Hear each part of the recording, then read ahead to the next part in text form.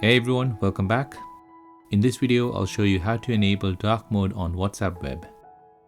It's a refreshing alternative to the standard color scheme, and some people find white text on dark background much easier to read. So let's open up any web browser and navigate to web.whatsapp.com. Now on your mobile phone, you want to open up the WhatsApp app. Tap on the three dots at the top right of the screen. Tap on WhatsApp web. Scan the QR code on your browser from your phone. You will now see your WhatsApp on your browser. Tap on the three dots on the browser and then tap on Settings. Select Theme and change it to dark.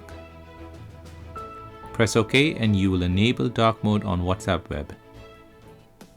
And that is how to enable dark mode on WhatsApp web.